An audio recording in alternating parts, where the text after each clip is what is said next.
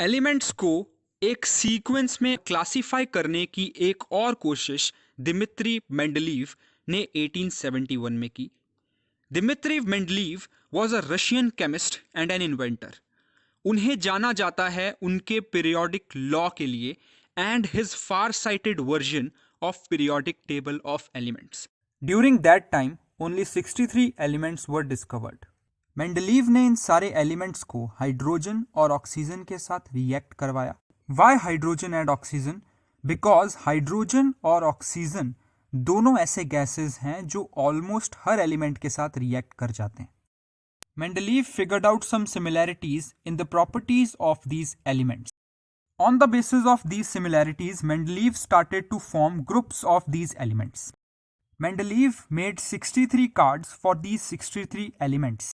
इन cards के ऊपर उन्होंने एलिमेंट्स के नाम, सिंबल, एटॉमिक मासेस और उनके ऑक्साइड्स लिखे and he started arranging them in order of their increased atomic masses.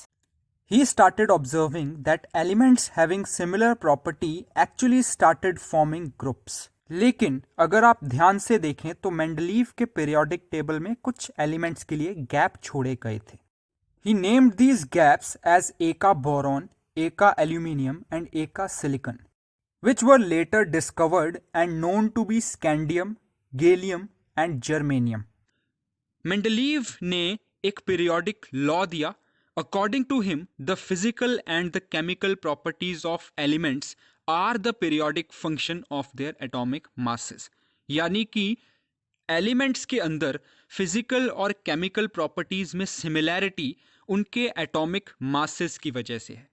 For example lithium, sodium, potassium, rubidium, caesium and francium, और हम इन्हें इंक्रीजिंग एटॉमिक मासेस के हिसाब से अरेंज कर दें, then we can clearly see a pattern in which we can arrange them.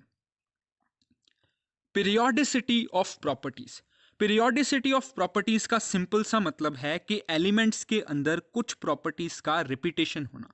The repetition of properties of element after a certain regular interval. उन्होंने देखा कि सिर्फ एक या दो नहीं, इस तरीके से बहुत सारे एलिमेंट्स को उनकी सिमिलर प्रॉपर्टीज और इंक्रीजिंग एटॉमिक मासेस के हिसाब से अरेंज किया जा सकता है.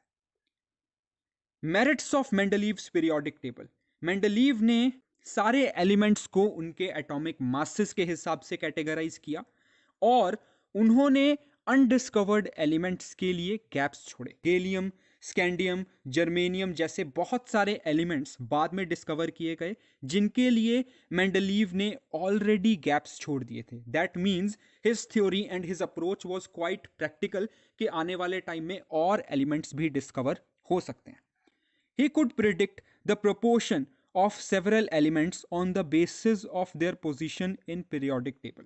उन्होंने काफी सारे एलिमेंट्स की पोजीशंस की प्रिडिक्शन ऑलरेडी कर दी थी on the basis of the proportion made by the neighbouring elements. He could predict errors in atomic weights of some elements like gold, platinum etcetera.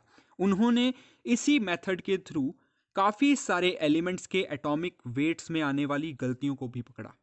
इन सारे एफर्ट्स के बावजूद मेंडलीव के periodic table में अभी भी कुछ लूप होल्स थे. Now let's discuss a few limitations of Mendeleev's periodic table. No fixed position for hydrogen. Mendeleev अपने periodic table के अंदर हाइड्रोजन की कोई फिक्स जगह नहीं बता पाए.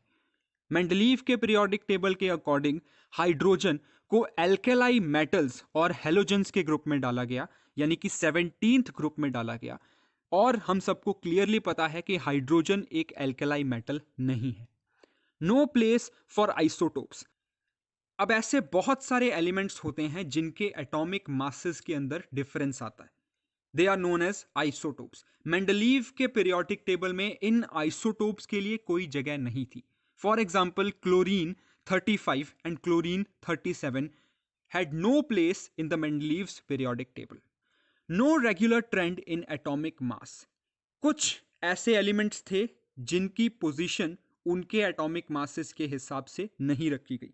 फॉर एग्जाम्पल अगर हम निकल एंड कोबाल्ट की बात करें तो निकल with N atomic mass of 58.7 was placed before cobalt, that had atomic mass of 58.9। यानी कि जो उनका कंसेप्ट था कि हम इंक्रीजिंग एटॉमिक मासेस के हिसाब से इन्हें अरेंज करेंगे, उसे वॉयलेट किया इस पर्टिकुलर एग्जाम्पल ने।